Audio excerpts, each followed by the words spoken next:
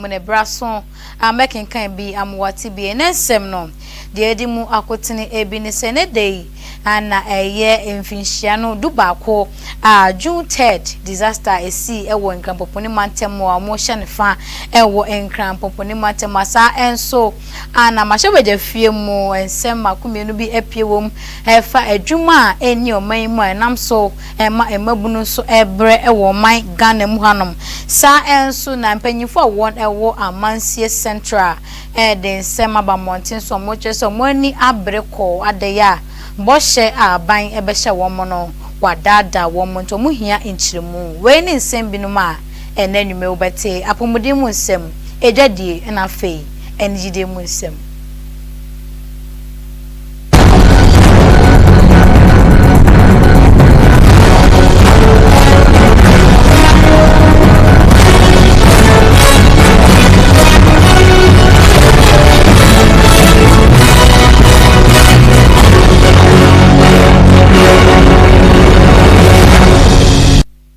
Medawase amwakwa ba so afidie no guso eda Fast TV eso nyumeno numpemu kase bo ana enede no so mekenkan ede amamo ayehu mobobosome no ne de to so miensa e wa fimpinu ene aduonu ensiamu nsema etwago ewo my kronkron Ghana mu ha mantam du nsiani namu de sefata na mesamu fuato ne bo aso ne so ne bre edusu a meba bekenkan amohunia ekoso ewo my kronkron Ghana mu akaseboyi etwagu ewa be fontinta fidekase ne so Facebook ana fa YouTube at Fast TV GH okwa o like no comment na wa share ma refin so say o be subscribe e de aka ho enanwume me abekenkan kasebo no e de amamu media meje so ane akosua tachiwa menemo hyase dia ne ye ayehumo boboso meno de toso miensa na kamia ko ese eduru June 3rd say ya na oman kronkron Ghana ya kai ya rehosema eye afe 2015 esi ye ewo circle goy filling station a ewo konom enam so emanipa binom eja eto ho manipa bebre na efemu ehwere won enkwa na won a won tri eye ya wotumi survive wo ma sesi ano omugusu etinkwemu no edru afibia na ye hyefa se de be ya sankofo ye betumi akakai ekwan ye faso asa onene esi ye ne etumi ahyomoden na afiwe mu nso ye ne dey omo etna ase a na omo etoato adwen efa eye June 3rd disaster ya esi ye won ma mo survive ye no sen na abrabomu eko ediama omo na enumu ana owura a ye friend se senyo kozi on the CEO at the ma one Ghana movement ono ana dijumede we eba ya watch se kamia ko ese bo sha akodo a aban e share sankofo ya omuti eye ne omugusu etinkwemu na aban no adada wo mu a wontimi eni sa wo hye no so emfa ma wo mu. If those we entrusted with the responsibility to take care and exercise duty of care to all the families were apt to be attacked. Unfortunately, the Accra Metropolitan Assembly, whose duty it was to enforce planning and safety rules, has shown inconsistency in its participation in this illegal engagement, even attracting fines. Yet 11 years on, the victim still waits. The trial continues, the suffering continues, the silence of all things also continues. And that is why this movement demands more than sympathy. It demands a national reset in how justice is delivered to ordinary citizens. Today we call on the states, we call on His Excellency the President to act in the spirit of his resetting Ghana agenda. We believe His Excellency the President stands for building prosperity and restoring hope. Hence the survivors and families of June 3 must not be left behind. Reset must mean something. Reset must mean justice for victims, accountability for institutions, and relief for citizens who have suffered for far too long. Enti openyi a friend se senyo kwesi hozi ona yekofa baye edema one Ghana movement ona di omani ma wo chomo se edu June 3rd say ya na kai 2015 ni pa be se 150 a omo efa mu hwere omo nkwa na emu 200 enso epreprae no da bia edu wo se ya ban se ye be support mo ye be so masene ye be ma monwuma na nso omo hu hwe enti we ni de omo koto extra ban se ne enne nso so no omo ba nanim no onti omo so fe ne no achire nso no wona incident no esia na so ne no eto wo mo no mo ti ye ya enne omo gusu etinkom ebu mo nso so de nsem eto dwa edema fast news. Since all this while, that so we are still every day. Today anniversary is 11 years. No, even the mayor of Accra is not here. Nobody, no government official is here. There's only the media players are here. We can see what I'm saying. I'm not lying. This is what is happening in Ghana, which is in other countries. They will do something, but I don't blame them. This is Africa. Africa will go in ourselves. Even the dead people present, no perception at all. They're the livings. Some of them say they're not working, they don't do anything. There's some talk to beggars outside. You see? So if you outside do the thing, if you like it was 2 days ago, there was a television show at the one station releasing this because of this program. You see? So sometimes I talk about Intel, I talk to go because somebody cannot give you something, you come around and say he didn't give you anything. We have the evidence is clear.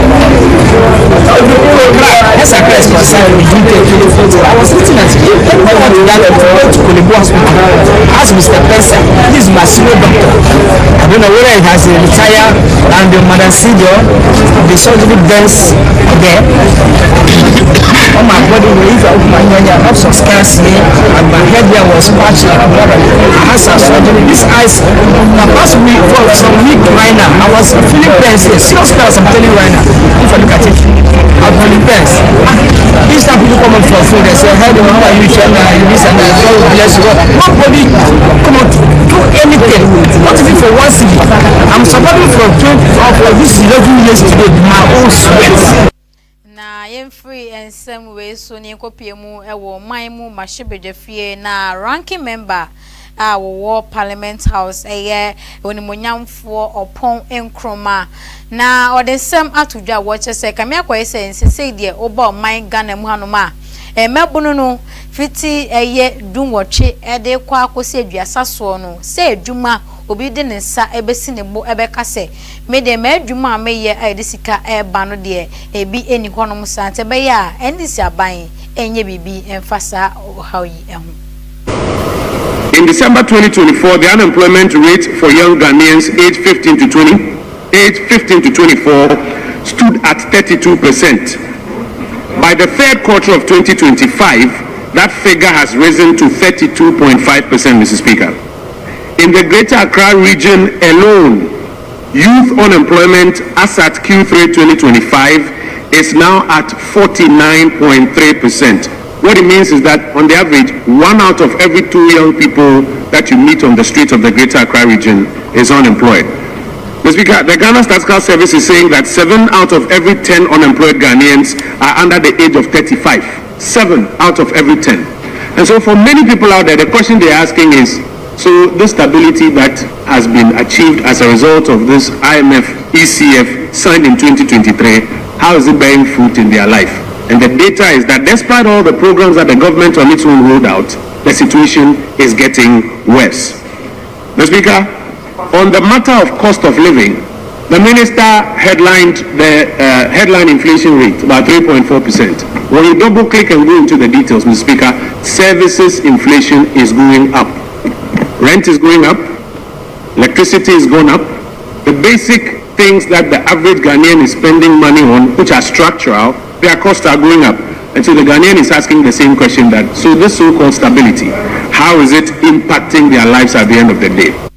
Yentu fani enko amansie central mansinu no emudia na nananom a won ewo honom eni abriye pampanyfo si eni bra enso janke behu se omoni asose ko na ni na ense ya won echema na say 24-hour marketer ye man panyi ene endisi aban ede beto man yenim se ne man tem ahodo ni nyina no eye dunsia wo man Ghana ni mu no betumi asi ebia mako ede ama obia enam so emo kopie mu e wa Amansi Central ehye biaya one ebesi eye 24-hour market ni bi ede ama omu eye biaya e fene se Jakubu enam so ama mo da sorry ya yesi location change na se biaya na ye besi no yenya ensi wo honum be na so manananom ebuofu a nipa wodi animu eye jase hene awo Jakubu na anim kokko a wotoso mienu sei anokan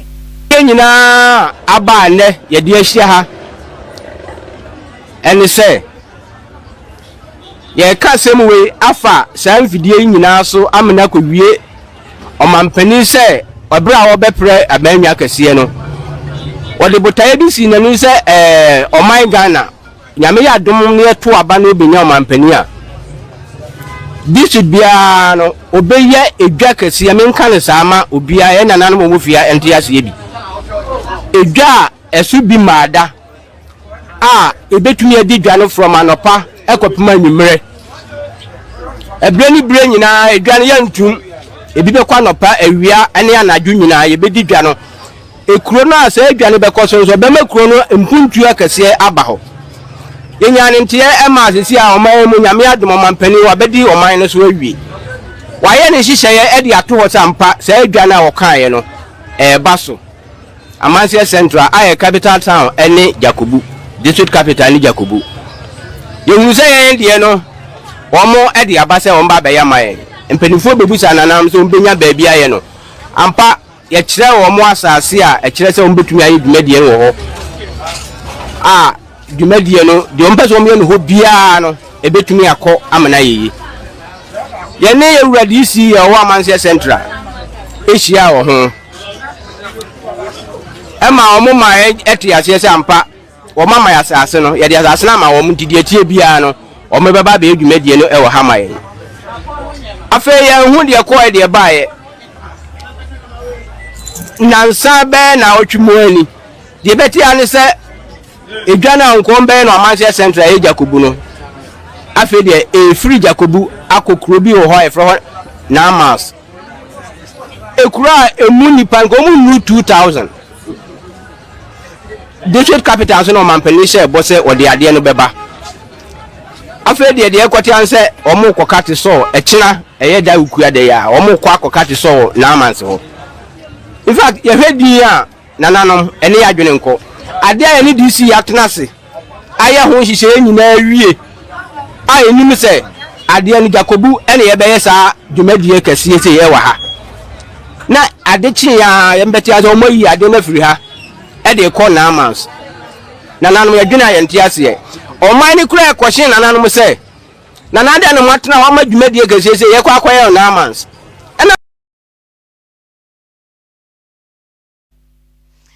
free in some way so na enano e wotisi nkrampoponi mantem hanomdia na ye rents to bremu no obeda be sorry yes insu eyirafa ahase insu eyirafa we manam so mankofo njapade ene nkofo nkwade bebre na ana ahwere wo mo etipanyifo ede ensem anase nkrata ebeto emonten so so mbeti esinkrampoponi mantem abia ya egwose insu efa no ye beto na se dance wo ye bedwiri egu na ene de mpanyifo efrase a ene okopie mu ewo Ga East municipality wono mode a ene hacho ene ne mkotemu potemu mpanyifo ahyase a dan no won edwiri gu and am so my first news ye ne eye mpanyifo etwetwe nkomo eno ana ye onmonyamfo Justin Glover ono na engineer wodi animu ne nsem odi tudwa no enie. When is happening to us today is the Ga East Municipal Assembly with the instructions of the Special Planning Committee embarking on an exercise to remove all unauthorized structures on waterways and on public right-of-way.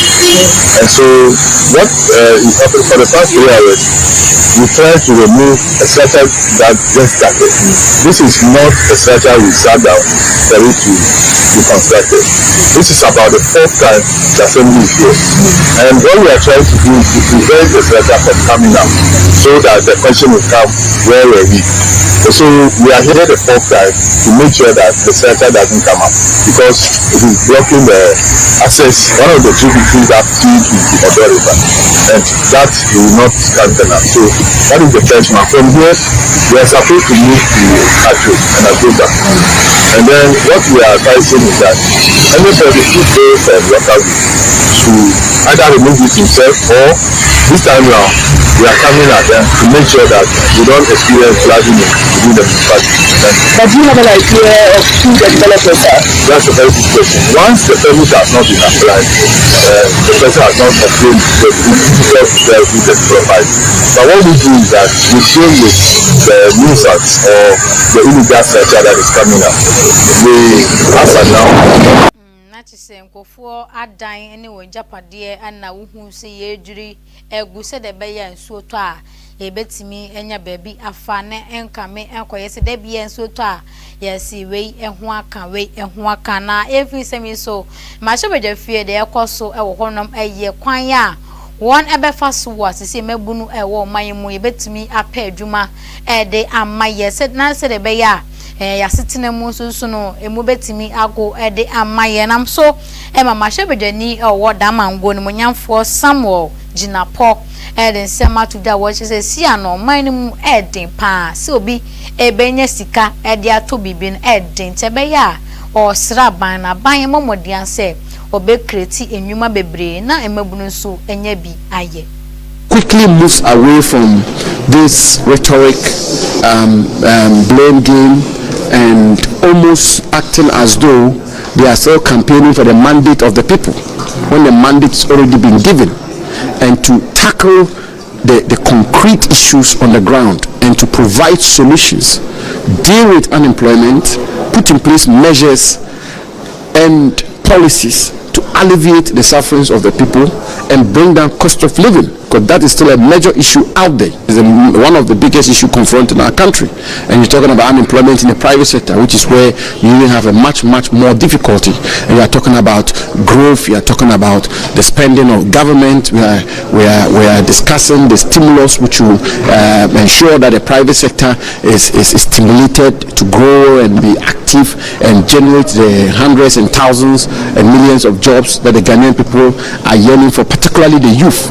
And so the point we are making from the minority side of the House reference the statement made by the Minister of Finance on Thursday, pursuant to Order 91-2, is that enough of the rhetoric, enough of the blame game, enough of this didn't go well, that didn't go well, and 18 months into the administration of this government, they should get on with delivering on the mandate and putting in place the policies and measures which will deal with the two major issues confronting the Ghanaian people, particularly the youth of our country, i.e. unemployment and cost of living. Arhosem ISC Elwo Chifo Praso and ese eye abranti anase papa yesusu se wonye mfinhia no aduonum edekọ na papa yi eda eye GPRTU for a station Elwo Chifo Praso be se na kakra nie omanfo etiremu anato se wonenam ho edi akoniaba ewo honom na enne de subrani etoye nam so ama papa yi eda ya wansori a ye busuafo anase mpanfo ede nkrata ba monte aposifo de omo agimu a ye hwehwe papa yi ebusuafo etina busuafo ye ntie sania enkyeremu no etie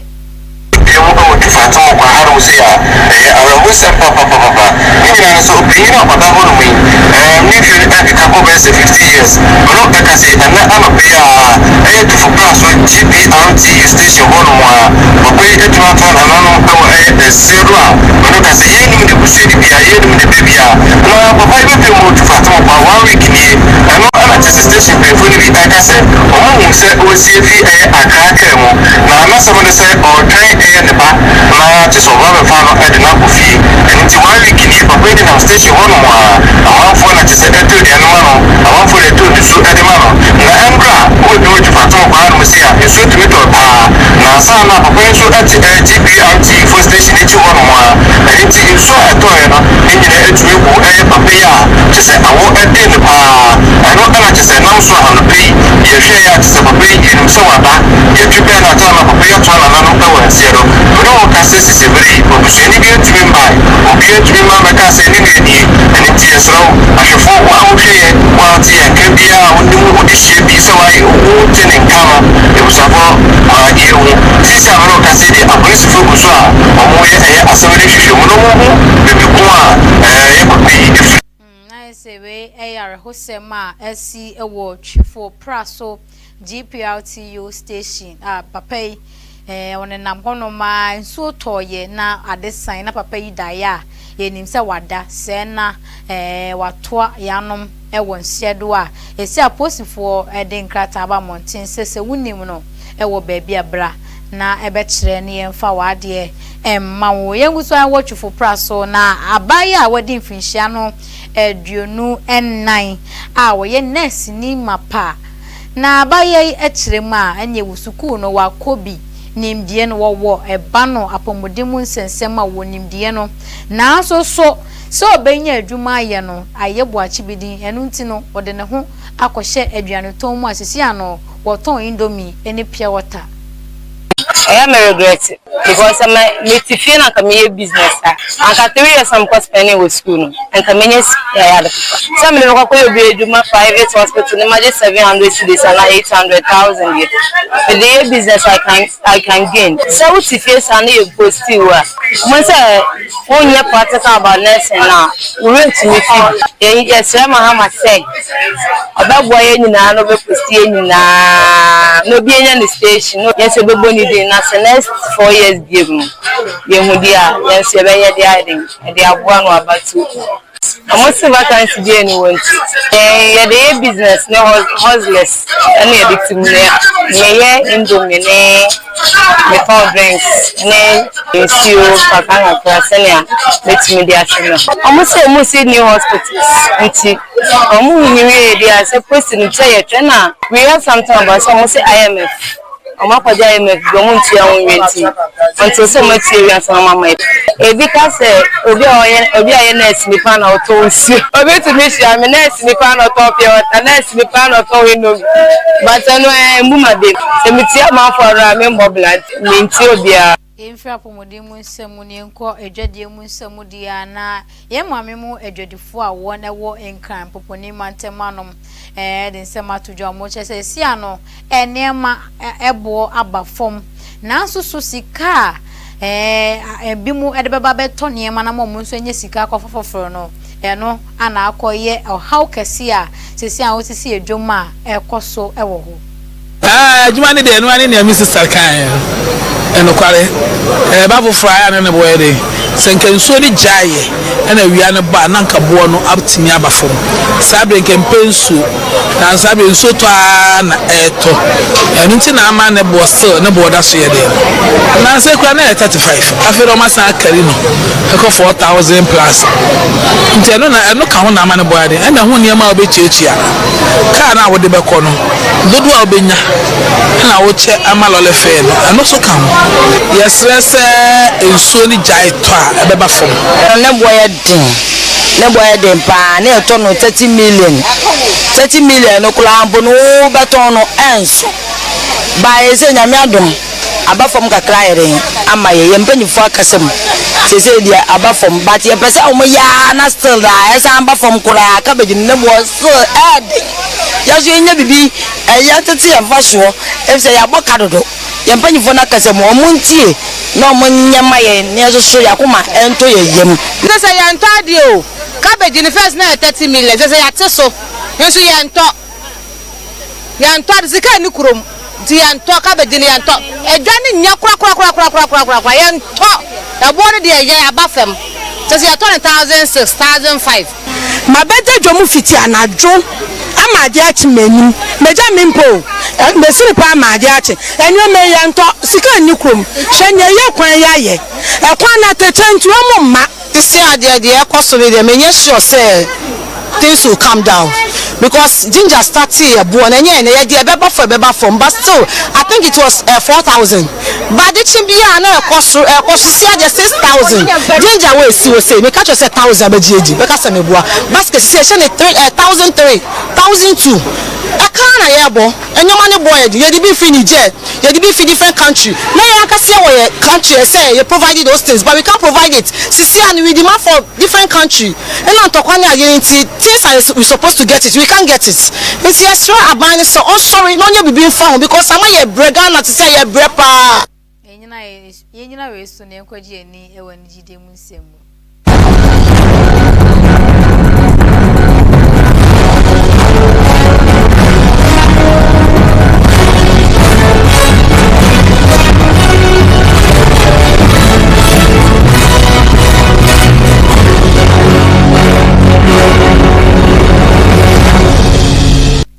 da wase amwakọ abasa oni yetena ni etwa yehutia wa eba ye nyumere no pɛ mu kase bo ana migusu amekenkan ede ema na nyumere ni jide mu nsemu na media personality ye ohima oyeje ene Nana Romeo akodi enkomo na ensem ne mu no ana ebuzia mebe twemu yete se ohima oyeje ene delay was some beef bi ni issues nkitinkiti bi afedo ohima oyeje abekasa wachre no kre was asem yimu many be na issue that but the be aduma e watch up radio one year issue da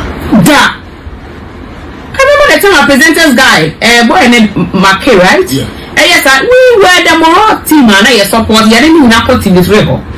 I support him no. It should be a couple so feel but time of feel no.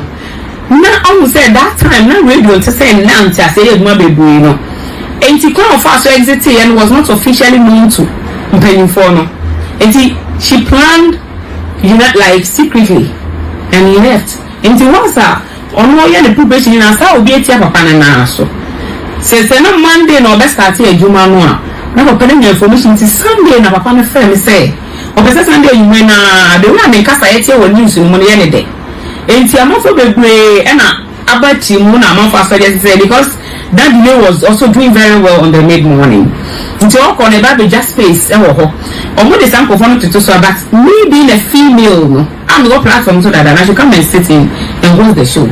Till Sunday evening and omo ma me starting and I connected with the listen to Monday and opano.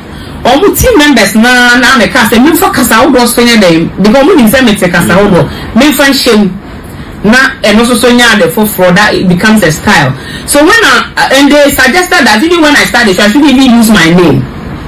So it was strategic because they had to save the station from I say ohima oyeje ana wabe wai kro no ani akyere ye hu de twem ankasa abusuafo enyina we so ne efa ne kasebo no embre wi ye na sana mekọ no de di mu akotene bi ene se ne dua ene ye mfinhia no du baako June 3rd onene esi ewo man kronkronga ne mu ema nipa mako 150 FM ehro mu nkwa ema mu 200 so edi dema edura fi bia won ehyefa edeka kaisa onene ya esi ye sa enso na mahebedwani edemomamfo a won ewo ayerebi ofun ase no munyamfo opon enkroma ekyirema adwuma eni oman mu tebe ya ban enhwe na ontimi bia enwuma se de be ya mabunu so betumi enya bi aye medemoko amanse central na nanoma won ewo ho ani abreko ade ya aban so besi edwa ama won mu a edwa no